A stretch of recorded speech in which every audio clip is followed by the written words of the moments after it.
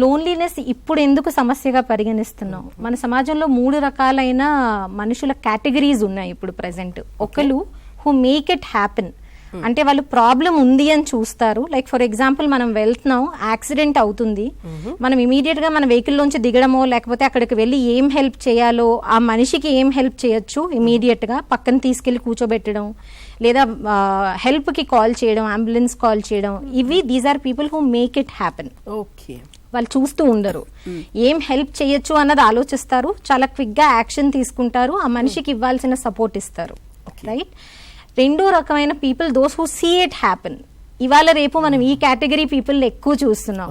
మంచిగా అక్కడ ఏదో జరుగుతుంది, అది మనకి ఎంటర్టైన్మెంట్ కి సోర్స్ అవుతుంది, అవతల వాళ్ళ బాధ కూడా మనకి ఎంటర్టైన్మెంట్ సోర్స్ అవుతుంది. కొంతమంది వీడియోస్ తీస్తారు, వైరల్ చేయడానికి చూస్తారు, అదంతా లేటర్. బట్ నువ్వు ఇమీడియట్ గా ఏం చేస్తావు, నీ లోపల నుంచి ఆ ఎమోషన్ వచ్చిందా లేదా, did you connect with that person. These are the people who see it happen అనమాట. అంటే నాకేం సంబంధం లేదు, అది అవుతూ ఉంటుంది, నేను చూస్తూ ఉంటాను, నాకేమైనా ఉపయోగపడితే నేను అది వైరల్ చేస్తాను, అంతవరకు. Last category are people who wonder what happen. అంటే వాళ్ళు అసలు కనెక్టెడ్ గానే లేరనమాట, దే ఆర్ లాస్ట్ సోల్స్. వాళ్ళకి అక్కడ యాక్సిడెంట్ అయ్యింది, ఆ మనిషికి హెల్ప్ కావాలి అన్నది లేదు, వాళ్ళ గాబరాలో వాళ్ళు ఉంటారు, నిత్యం అదే గాబరాలో ఉంటారు.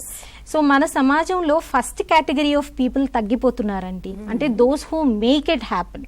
అవతల వాళ్ళ ఎమోషన్ అర్థం చేసుకోవడం, బాధను అర్థం చేసుకోవడం, తోచినంత వరకు సాయం, అట్లీస్ట్ హామ్ చేయకపోతే చాలు, తోచినంతలో సాయం చేయడం, ఈ సపోర్ట్ అన్నది మనకి తగ్గిపోతుంది. అందుకే మనం సోషల్ గా కనెక్టెడ్ గా ఉండట్లేదు. ఈవెన్ విత్ ఇన్ ఫ్యామిలీలో కూడా మనం అలాగే అవుతున్నాం. జాయింట్ ఫ్యామిలీస్ అన్నాం, జాయింట్ ఫ్యామిలీస్ నుంచి న్యూక్లియర్ ఫ్యామిలీ అన్నాం, ఇప్పుడు న్యూక్లియర్ ఫ్యామిలీలో కూడా మనకు కష్టమైపోతుంది. హస్బెండ్ అండ్ వైఫ్ మధ్యన కనెక్షన్స్ తగ్గిపోతున్నాయి. ఒక ఫ్యామిలీ ఆఫ్ 4 పిల్లలకి పేరెంట్స్ కి మధ్యన కనెక్షన్స్ తగ్గిపోతున్నాయి. సో మన సమాజంలో those who make it happen అన్న వాళ్ళు తగ్గిపోతున్నారు. కాబట్టి ఎవరైతే అవతల వాళ్ళ లైఫ్ ను ఒక ఎంటర్టైన్మెంట్ లా చూస్తూ ఉంటున్నారు, లేకపోతే అసలు ఏం జరుగుతుందో కూడా తెలియని పరిస్థితుల్లో ఉంటున్నారు, కాబట్టి లోన్లీనెస్ ని ఒక వ్యాధి కింద చూడాల్సిన అవసరం వచ్చింది. That's the reason.